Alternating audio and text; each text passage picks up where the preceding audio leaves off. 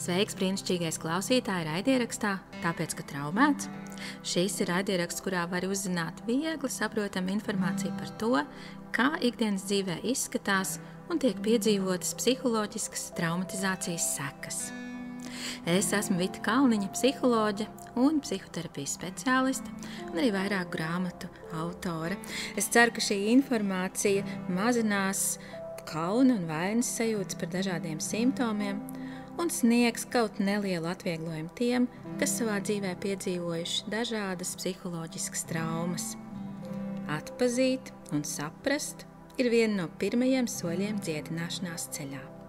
Tad nu ņemu tevi pie rokas un speram šos soļus kopā. Sveiks, brīnišķīgais klausītājs! Šī nu ir 4. epizode šajā raidierakstā, un šodien es vēlos ar tevi parunāt par bailēm no noraidījuma. Bailes no noraidījuma kā traumas sekas. Tā ir tēma, kas īstenībā ir, manuprāt, ļoti aktuāla, jo ir tik daudz cilvēku, kas baidās tikt noraidīti, un es šodien arī pastāstīšu jums, kā tas visādi var izskatīties.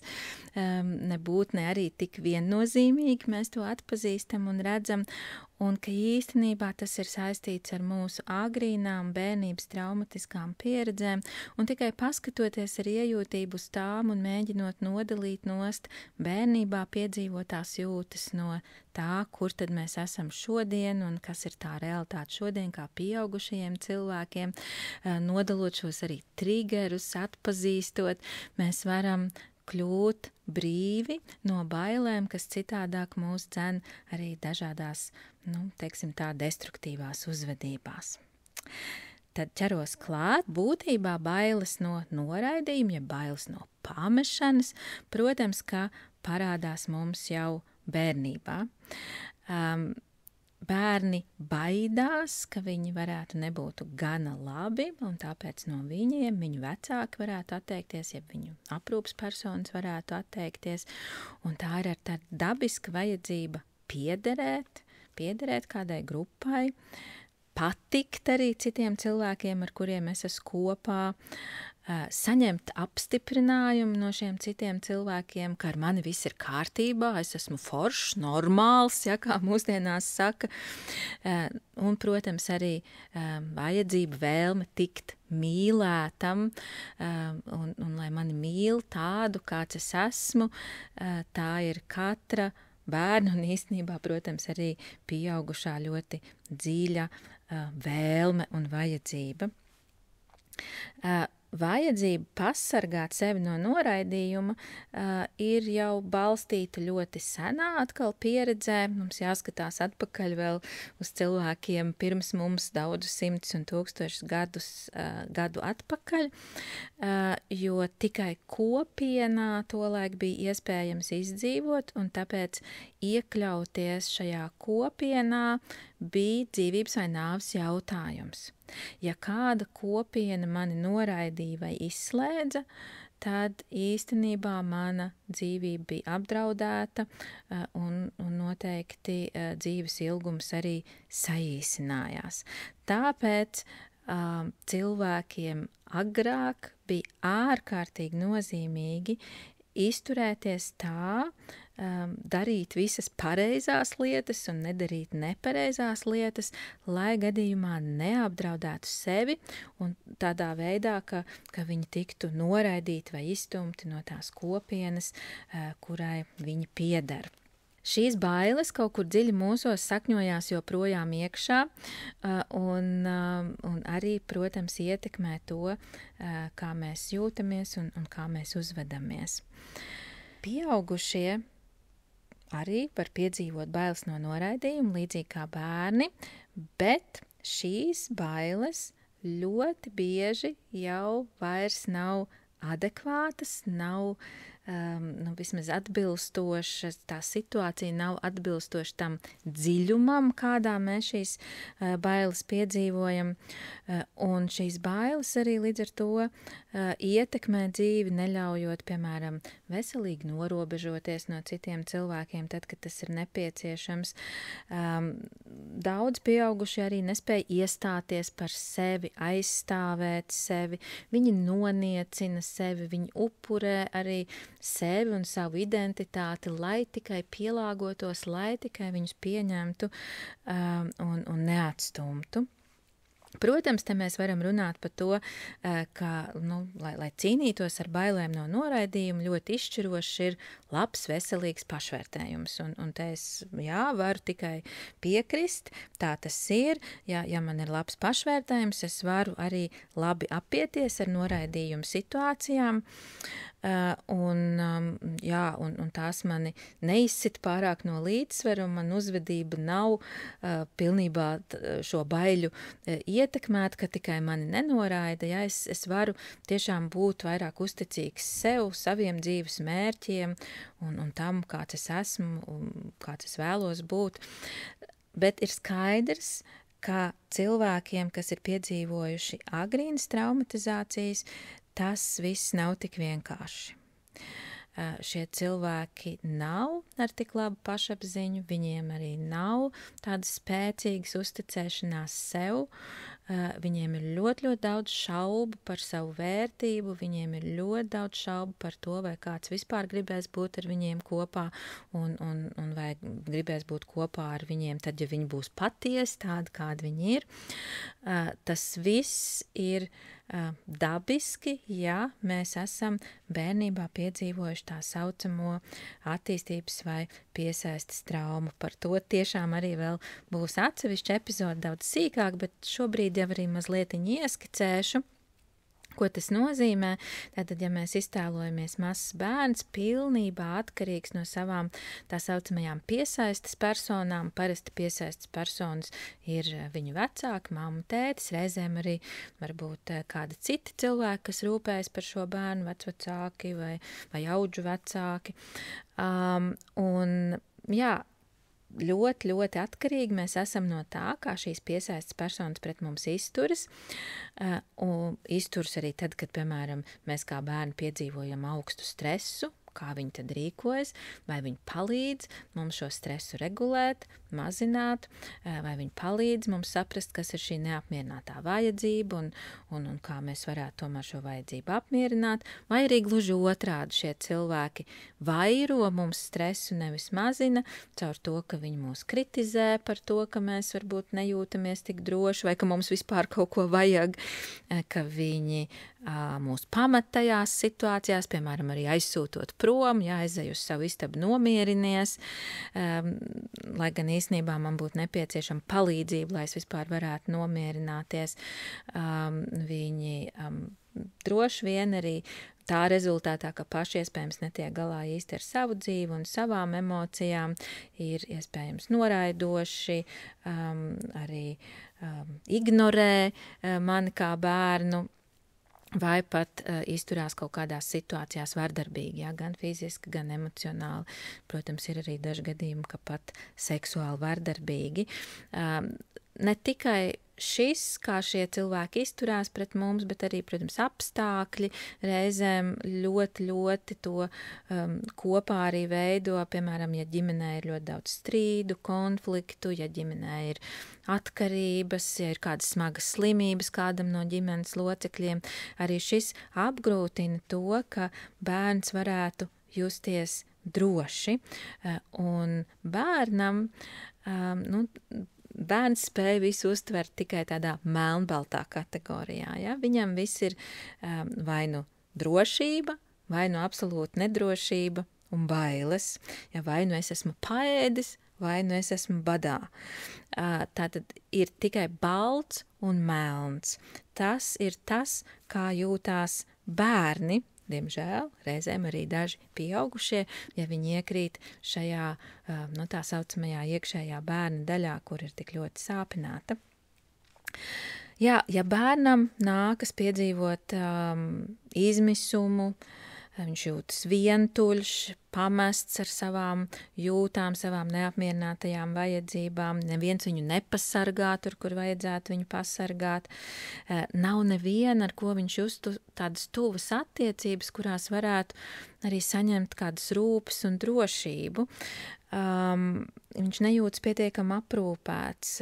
Tas viss, šīs pieredzes saglabājas ļoti, ļoti dziļi bērna ķermeniskajā atmiņā, jo reizēm šīs pieredzes ir tik agrīnas, ka bērns vēl nemaz nav iemācījies runāt, un līdz ar to arī nereti nav nemaz iespējas ar vārdiem izstāstīt šīs pieredzes un pat tā īsti līdz galam atcerēties, bet tas, kas atcerās šīs pieredzes jau sākot pat no grūtniecības laika, no zīdaiņu vecuma, tas ir ķermenis. Ķermenī šīs pieredzes visas ir noglabātas, un caur ķermeni arī attiecīgi veidojas dažādas reakcijas tad, ja vēlāk ir kaut kādi triggeri, kas mums atgādina šīs iepriekšējās smagās pieredzes. Ja? Un visas šīs lietas, ko es aprakstīju, kopumā bērnam nes līdzi ļoti dziļas bailes, jo bērns intuitīvi zina, ka viens pats izdzīvot viņš nevarēs, un ja neviens par viņu neparūpēsies, tad tas var beigties ļoti, ļoti slikti. No tā attiecīgi, ka bērni visu piedzīvo šajā melnbaltajā griezumā, jo bērns pat tiešām nespēja citādāk just kā vien vai nu vienu vai otru, ja tur nav nekas pa vidu viņam, veidojas arī dažādi tā saucamie priekšstati vai pārliecības par to, kāda tad ir dzīve, kāds esmu es, kādi ir citi cilvēki, kādas attiecības vispār ir iespējams vai nav iespējams. Tātad dažādi priekšstati par dzīvi. Un kādi tad viņi, piemēram, var veidoties šajā gadījumā, domājot arī par šīm bailēm no pamestības, kā tad tas var izklausīties? Nu, tas var būt, piemēram, ka bērns iemācās visi mani pametīs. Es vienmēr esmu viens. Man ar visu ir jātiek galā vienam pašam. Nevienam es nevaru uzticēties.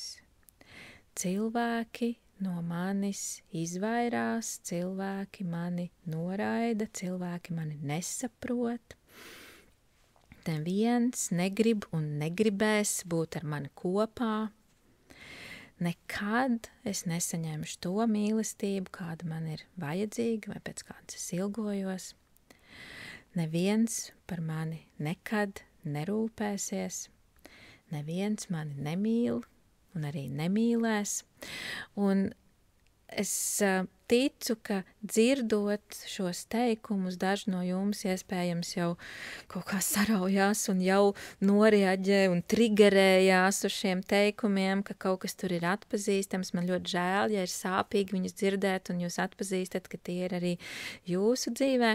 No vienas puses, jā, man tāda liela līdzjūtība par to, bet no otras puses, tas, ko man gribas teikt, jo vairāk jūs šos teikumus sevī atpazīsiet, īpaši konkrēti tos, kuri vada arī jūsu dzīvi un uz kuriem balstoties jūs veidojat dažādas attiecības savā dzīvē, jo lielāka ir tā iespēja, ka jūs varēsiet sākt šos teikumus, jeb šīs pārliecības apšaubīt, jo šajos pārspīlējumos, un tie tiešām visi ir pārspīlējumi, ja? Viss šādas pārliecības, kuras satur nekad, neviens, vienmēr, visi, tie visi ir pārspīlējumi, galējības, un līdz ar to tā nav patiesība. Reālā dzīve nav balta, melna, dzīvē ir vēl arī ļoti, ļoti daudz pelēko toņu, kurus mēs arī kā pieauguši cilvēki varam atklāt, ieraudzīt un saprast, ka nekas nav viennozīmīgs, nekas nav tik galējs, ka ir, protams, dažādas attiecības, dažādi cilvēki. Ir cilvēki, kas droši vien man nepieņems un noraidīs, bet būs cilvēki, kur ļoti labprāt gribēs būt arī ar mani kopā, un būs arī tādi, kuri man mīlēs tādu, kāds es esmu. Jā, visos šajos apgalvojumos, kurus es arī šeit minēju, ir tādas dziļas bailes no pamešanas, kuras, ir dzīvo daudzos pieaugušos cilvēkos, un es esmu strādājusi ar tik daudziem klientiem, kuri šīs bailes izdzīvo gan partnerattiecībās, gan arī savā profesionālajā dzīvē, jo arī tur ir tik ļoti bailīgi, ka no manis var atteikties, es varu būt nevajadzīgs kaut kādu iemeslu dēļ, arī bailes, protams, no izgāšanās, kas ir raksturīgas arī daudziem cilvēkiem, kuriem kaut kādā veidā sevi jāparāda vai kaut kas jāprezentē vai jāuzstājas kaut kur. Arī tās visas, varētu teikt, ir tā kā apakšpunkti šīm bailēm no noraidījuma. Un, protams, ka kopā ar to visu arī tāda dziļa nedrošība par savu patieso vērtību, cik tad es esmu vērts, un varbūt nemaz neko daudz neesmu vērts, bailes arī, kad, vai vispār kāds pret mani izturēsies labi, un vēl specifiski man šeit gribas uzsvērt vienu tādu lietu, kas arī, diemžēl, tāds uzskats, kas dziļi noslēpts mīt daudzos pieaugušos cilvēkos, un man par to rīktīgi sāp sirds, kad man to nāks dzirdēt, un bieži man arī tikai pēc tādas ilgākas jau terapijas procesa cilvēki atklāja to, ka viņi tā domā, un tas ir uzskats, ja citi zinātu, kāds es esmu īstenībā, tad visticamāk viņi no manis atteiktos. Un šajā uzskatā pārliecībā ir arī, manuprāt, ļoti intensīvas sāpes, bērnības sāpes, kur pat tiešām mēs bijām pelnījuši tikt pieņemti un mīlēt tādi, kādi mēs esam atnākuši šai pasaulē, brīnišķīgs bērniņš, kas ir piedzimis kā dāvana saviem vecākiem, savai paplašinātai ģimenei, bet kaut kāda iemesla pēc mēs šo mīlestību tādu nevarējām saņemt un piedzīvot. Skaidrs, ka arī pieauguši cilvēki šīs pārliecības lielākoties nejūt un viņas nav aktīvas visu laiku. Jā, šīs pārliecības aktivizējas noteiktās situācijās, jeb atkal jāsaka, ka tās pārliecības tiek trigerētas. Un triggeri var būt ļoti dažādi, bet, protams, specifiski par šo noraidījumu tās lielākoties šie triggeri būs situācijās, kas ir kaut kā saistītas tieši ar sociāliem kontaktiem, ar attiecībām ar citiem cilvēkiem, viss dažādākajos kontekstos. Tikpat labi arī, piemēram, bail no tā, ka sapulcē prezentējot kaut kādu savu ideju vai izsakot savu viedokli, es varētu izgāzties, visi pēc tam pa mani smietos un es nebūtu vairs iederīgs šajā kolektīvā vai šajā darba grupā. Arī šīs bailes balstās šajā pašā pamata, šajās bailēs no noraidījuma. Ko tad ar to visu varētu iesākt? Atkal tādu pavisam daži ieteikumi, vismaz virziens, kurā doties. Katru reizi tad, kad tu pārreaģē, kad tu pārāk intensīvi iekrīti kaut kādās tādās darbībās, kur ir skaidrs, šis bija pat traku, tas nebija adekvāti šai situācijai, mēģini tomēr saprast, kas tas ir, kas tevi trigerēja šajā situācijā. Protams, tas nav tik viegli un ir jāturpina attīstīt sevī arī šis iekšējais novērotājs, par kuras stāstīju arī iepriekšējā epizodē, lai mēs kļūtu tādi apzinātāki par sevi, savām reakcijām un uzvedībām. Šī pamešanas trauma trigerējas tieši tad, ja kāds mūsu dzīvē norobežojas. Ko es ar to domāju? Piemēram, mēs atnākam ar manu partneri mājās, mēs dzīvojam divatā un abi divi bijām darbā pa dienu un vakarā tagad satiekamies. Un otrs vienkārši aiziet kaut kur un saka, es tagad gribu palasīt, vai es gribu te kaut ko telefonā pastīties, vai es te gribu savu seriālu pastīties. Un viņš nav gatavs uzreiz kaut ko ļoti runāties, vai kaut kur iet, vai kaut ko citu pasākt kopā. Viņš aiziet tādā aktivitātē, kas ir vairāk pašam ar sevi. Jautājums, kas tad notiek ar mani, kā es uz to reaģēju, vai es to pieņemu vienkārši zināšanai un domāju, ok, labi, man arī ir kaut kādas lietas, ko es labprāt gribu pati padarīt, un man arī kāda grāmata, ko es sen jau gribēju palasīt, un vispār varbūt es tikmēr, ja es gribu tieši socializēties, es varu piezvanīt beidzot savai māsai, ja kuras jau ilgāku laiku neesmu runājis, vai draudzenei. Ja, es tātad varu pārslēgties no tā un atrast priekš sevis veiksmīgāko risinājumu, lai apmierinātu savas vajadzības un ļautu otram arī apmierināt savu vajadzību pēc norobežošanās. Bet ja man ir šī pamešanas trauma pamatā, tad ļoti iespējams, ka mani radīs tādas spēcīgas negatīvas pārdzīvojumus šāda partneru uzvedība, un es kaut kādā veidā tomēr iešu viņam virsū, kaut ko sākšu pārmest, kaut ko bakstīt, kaut ko traucēt. Daži pat ir ļoti talantīgi veselu drāmu izvērpt no šādas situācijas, kas, no vienas puses nav adekvāti tam, kas notiek, bet no otras puses tik spilgti parāda, ka, ja otrs vienkārši norobežojas, lai pabūtu ar sevi, nevis lai pamestu, priekš manis tas uzreiz nozīmē, ka mani pamet, un es reaģēju ar milzīgu trauksmi, bailēm, izmisumu. Jā, es uzreiz jau sāku arī minēt, kas te tās tipiskās jūtas var būt, un arī tām, protams, es iesaku pievērst uzmanību, lai jūs iekšējais novērotājs tad varētu tā atšķirt un klasificēt. Tās tipiskākās jūtas, kādas mēs piedzīvojam tad, kad triggerējas pamešanas trauma, ir dusmas. Jā, tātad es esmu dusmīga uz to savu vīru tajā brīdī, kā viņš uzdrošinās, ja beidzot mēs te vakarā satiekamies, tā jau tik reti, ja, un tā jau tik vēlu viņš mājās atnāca, un viņš atnāk mājās, un tad viņš vēl aiziet kaut kur, ja, un es esmu dusmīga, un es pieprasu uzmanību, ja, tas varētu būt viens veids. Līdzās arī ļoti bieži, tātad tās emocijas mēs varam arī vienlaikus piedzīvot, ļoti bieži dziļa bezpalīdzība, kā es jūtos, ka es jau nevaru neko izdarīt, lai otrs gribētu būt ar mani kopā, es īsti nevaru to ietekmēt, jā, lai vai kas notiek, tas vienkārši notiek, un man tajā ir jānoskatās un jācieš tagad par to. Un trešais, kas arī ļoti tipiski turpat līdzās, ir kauns.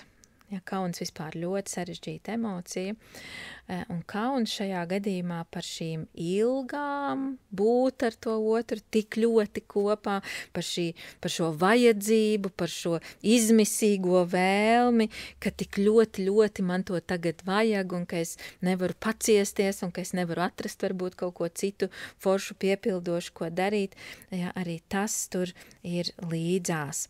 Reizēm mēs sajūtam kādu vienu no šīm emocijām, kā tādu spēcīgāku, citas varbūt pilnīgi rēnā, citreiz grūti kaut kā sašķirot, kas tieši ir tas, ko es jūtu, bet es aicinātu jūs pievērst uzmanību, varbūt, ka kaut kas no šīm trim arī ir klātesoši, varbūt pat visas trīs. Apzinoties šīs jūtas, tad tālāk mēs varam papētīt, kas šīs jūtas izsauc, ja, kas tad ir tipisks tās situācijas, kurās šīs jūtas tiek izsauktas, un attiecīgi pēc tam mēs varam domāt par to, kā tad mēs varam sev pasargāt, lai tas neatkārtojas. Jā, kas tad tās varētu būt par situācijām, kā tās parādās? Tātad bailes no vientulības ir vēl atsevišķa sadaļa, kurai man noteikti gribētu šeit pievērst uzmanību.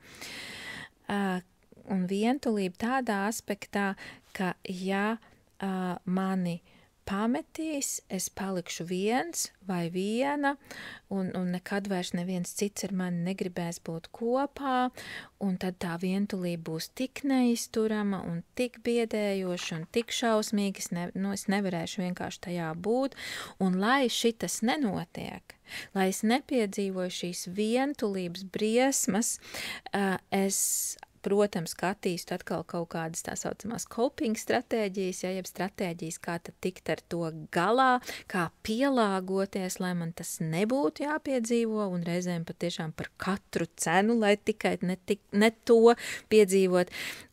Es šajā gadījumā, ja aktīvs ir tās bailes no vientulības, es bieži izmantoju pielāgošanās stratēģiju. Tātad es pielāgojos otram vai citiem cilvēkiem, kļūstot par tādu cilvēku, kā, manuprāt, viņi vēlās.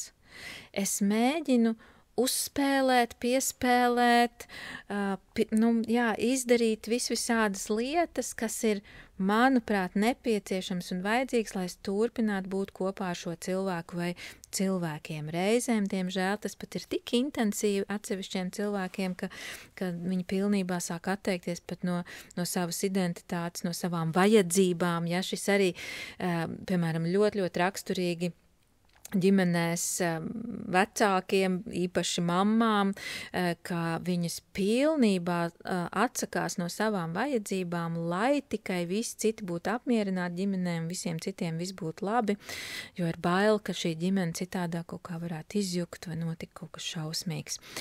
Tātad šī pielāgošanās kā reakcija bailēm no vientulības. Otrs, par ko man gribas vēl šodien runāt, ir bailes no izgāšanās.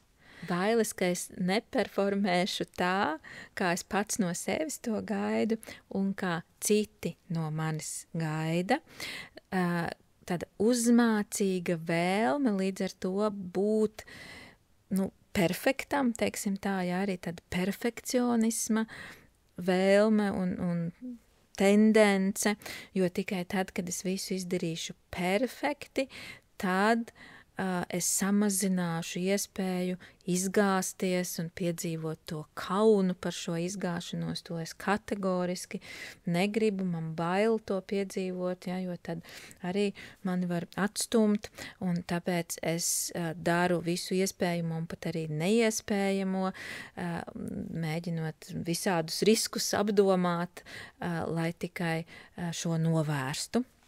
Par perfekcionismu, starp citu, arī šeit man gribas vēl minēt brīnišķīgu grāmatu, ko mēs Līnas izdevniecībā izdevām, Perfekti slēptā depresija, kas ir arī ar konkrētiem darba uzdevumiem, kā tad tikt galā ar šo savu, varbūt tādu, īpašību vai aizsardzības stratēģiju, ja vēl precīzāk, kuru mēs esam izveidojuši, lai tiktu galā ar bērnībā piedzīvotajām traumām. Un trešā lieta, par kuru šeit gribu runāt, ir bailes no kontroles zaudējuma. Arī tā var izskatīties šīs pamešanas bailes. Un ko tad dara cilvēki, kuriem bail no kontroles zaudējuma? Viņiem, tīri loģiski, mēģina visu kontrolēt. Ja? Viņiem ir milzīga vajadzība, nepieciešamība kontrolēt. Un kā tas var izskatīties? Tātad viņi mēģina visu ietekmēt savā dzīvē, cik vien tas ir iespējams, līdz pašam sīkumam, līdz niansei. Viņiem ļoti, ļoti grūti uzticēties citiem cilvēkiem. Viņi tiešām cenšas visu nokontrolēt. Un vēl otrs veids, kā šī kontrola var izskatīties, arī ir caur pielāgošanos, jo vairāk es pielāgošos, jo mazāki būs draudi, ka es varētu šo kontroli zaudēt. Tās tad ir tās tipiskās coping stratēģijas šajās situācijās. Jā, un vēl par bailēm, ko tad mēs ar viņām iesākam, ar šīm konkrētajām bailēm no noraidījuma, mēs vai nu ar viņām cīnāmies, vai nu no viņām mūkam. Un kā izskatās cīņa ar šīm bailēm no noraidījuma? Ļoti iespējams, ka mēs esam kritiski, pirmkārt kritiski paši pret sevi, ja, un reizēm cilvēki tik ļoti noraida jau paši sevi, mēģinot tādā veidā sevi pasargāt no tā, ka ja kāds cits man noraidīs, tad man vairs tik ļoti nesāpēs, ja, jo neviens cits man nevar tik ļoti nokritizēt, kā es jau pats sevi esmu nokritizējis, bet, protams, šī ir arī ārkārtīgi destruktīva metode, kā mēģināt tikt galā ar šīm bailēm. Dusmas, uzmanības pieprasīšana, ko es jau minēju, piemēram, arī manipulācijas, ka es mēģinu otru izveidot par tādu, kā man vajag, lai es justos drošāk, un ka es visu laiku kaut ko tikai viņam stāstu, kā vēl viņam vajag sevi uzlabot vai izmainīt, lai viņš beidzot būtu normāls vai beidzot būtu derīgs mūsu attiecībām. Un arī tas, ka mēs nemitīgi attaisnojam visas šīs savas uzvedības, kā tu nesaproti, es taču jūtos tik nedroši, un ja es jūtos nedroši, tad man ir tiesības izturēties visos šajos destruktīvajos veidos, kas, protams, nav patiesība. Arī tad, ja mēs esam piedzīvojuši traumatiskas pieredzes, kā rezultātā izveidojuši dažādus mehānismus, kā izturēt savas bailes, mums tas nedod tiesības ar savu uzvedību traumēt tālāk citus cilvēkus, un ir ārkārtīgi žēl, protams, visvairāk cieši tie mūsu tuvākie cilvēki, kurus mēs caur to traumējam. Tas bija par cīņu, un kā tad mēs bēgam no šīm bailēm? Bēgam mēs ļoti bieži vienaldzībā. Jā, es domāju, arī jūs noteikti pazīstat sev apkārt tādus cilvēkus, kuri izliekas, ka viņiem ir vienalga. Viņiem vienalga, vai kāds ir ar viņiem kopā, vai nav ar viņiem kopā. Kāds viņus aicina kaut kur vai neaicina. Viņiem principā vispār nevienu nevajag. Ja? Reizēm arī tā ir tāda attieksme, ko viņi mēģina demonstrēt, kas, protams, nav taisnība, jo cilvēks ir sociāla būtne un cilvēks nespēja līdz galam justies labi, ja viņam nav attiecība ar citiem cilvēkiem, un šāda veida izlikšanās, ka man nevienu nevajag, ir bēgšana no šīm savām bailēm, no pamešanas. Vai arī mēs vienkārši novēršam uzmanību no šīm bailēm.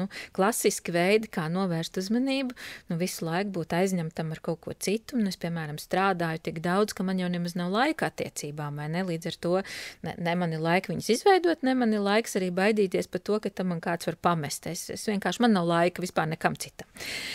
Vai arī, protams, atkarības, dažādu vielu lietošana, kam vajadzētu mazināt šo baiļu intensitāti, ka mums vieglāk viņas ir izturēt. Arī pazušanas dažādās citās realitātēs, arī, spēlējot spēles, skatoties filmas un tā tālāk un tā tālāk. Arī, starp citu, grāmatlasīšana. Man liekas, šis mūsdienās tā kā cilvēki tomēr lasa arvien mazāk grāmatas, tiek pārāk idealizēts, ka grāmatlasīšana būtu tāda pareizā nodarbe, ko cilvēkiem darīt brīvajā laikā, bet arī ar grāmatu lasīšanu mēs varam nonākt atkarībā. Es tiešām zinu cilvēkus gan, protams, vairāk manu vienaudžu vidū, kur tas bija populārāks veids, kā aizmukt no realitātes, bet cilvēki pazūd grāmatās kā pilnīgi citā realitātē, viņi ieiet citu cilvēku dzīvēs, kaut kādos citos notikumos, kas nav viņu reālā dzīve šeit un tagad, un šis arī ir viens mehānisms, kā vienkārši mukt no bailēm, kuras man ir tik grūti izturēt. Un tad pēdējā sadaļa, ko tad varētu ar to visu darīt. Atkārtošos, tātad sākam ar to, ka mēs atpazīstam triggerus, mēģinam saprast, kas tieši tiek triggerēts, un cerams, ka nonākam arī pie secinājuma, ka iemesli tomēr ir pagātnē, nevis šajās reālajās attiecībās šeit un tagad.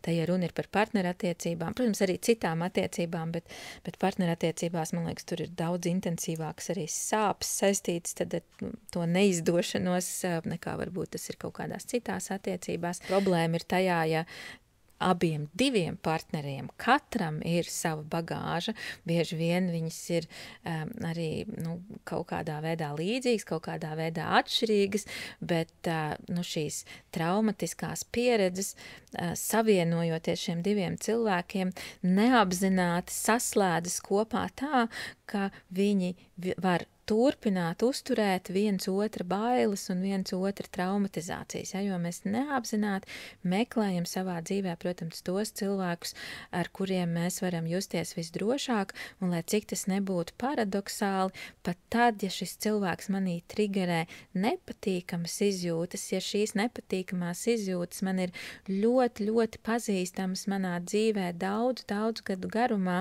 tad manai nervu sistēmai, manām smadzenēm tas nozīmē drošību, un tāpēc es atradīšu otru cilvēku, kurš manī turpinās radīt tās pašas sāpes. Protams, tur ir arī drusku kaut kāda cerība iekšā, jo mēs neatrodam to otru, lai turpinātu ciest, bet tomēr ar cerību, ka beidzot vismaz ar šo cilvēku savā dzīvē šo problemātiku es varēšu attīstīt. Bet, nevienmēr arī tas ir tik vienkārši, ja? Un ja katrs no savas puses ir atnācis ar šādu savu nepārstrādātu traumu un viens otram viņas nemitīgi trigerē un neatpazīst, kā tas notiek, tad tas kļūst par tādu izmisīgu aburto loku, kur visi ir pārguruši, izmisuši un reizēm bez kāda trešā, kas varētu būt pāru terapeits, tas arī nebeidzas un neatrisinās. Jā, tātad saprast, ka iemesls ir kaut kur pagātnē, tā ir nereti jāatzīst tā grūtākā daļa, bet arī pamēģināt uzdot sev tos jautājumus un vismaz iekšēji atbildēt, kas tad tieši notika, kas man trūka, tad tai pagātnē šajās tuvajās attiecībās, piemēram, ar maniem vecākiem, vai arī kas man tika nodarīts šajā pagātnē. Un tālāk tad pārslēgties jau uz tādu, es viņu sauktu varbūt par resursu daļu vai dziedināšanas daļu, pajautāt sev un mēģināt arī rast kādu atbildu uz jautājumu, piemēram, kā būtu, ja kāds būtu šeit ar mani kopā, un es varētu paļauties uz to, ka viņš šeit būs. Es varētu uzticēties. Kas tad būtu? Kā tas būtu? Ja? Un ļauties tām atbildēm bieži vien, protams, tā nav tikai viena, tās ir vairākas un varbūt garāks arī tas atbildāmais tur nāk, palīdzoši arī, ja mēs varam paņemt un pierakstīt. Vai arī vēl jautājums, kā tas būtu, ja es uzticētos, ka ir kāds, kas mani patiešām saprot, kas saprot mani arī manās visdziļākajos pārdzīvojumos. Kā tas tad būtu? Vai arī kā tas būtu, ja es pats sevi vai pati sevi pieņemtu tādu, kāds vai kāda es esmu? Kā tas būtu pieņemt pašam sevi bez tā, ka nemitīgi sevi kritizēju vai pieprasu no sevis kaut kādas pārmaiņas vai uzlabojumus. Un tad, ja mēs varēsim papētīt gan šo pagātnes daļu, gan arī šo vēlamo, varbūt tādu labās nākotnes daļu, uz kur mēs gribētu iekšēji virzīties, tas arī drusku jau sāks pašķaidīt to melnbalto pasauli, kuru mēs sevī nēsājam līdz vēl no tām bērnības pieredzēm, kur arī ir šie pārspīlētie priekšstati, par kuriem es šodien ar jums arī runāju. Tā, es ceru, ka jums ir kādas pārdomas un idejas, kā jūs piedzīvojat iespējams arī šīs bailes savā dzīvē. Ja nē, es, protams, priecājos un apsveicu jūs, ja tomēr atpazināt kaut ko no šī visa, atkal, kā alaž, esat laipni, iejūtīgi ar sevi tajā, nepārslogojat sevi, prasat palīdzību, kur un kā tas ir iespējams.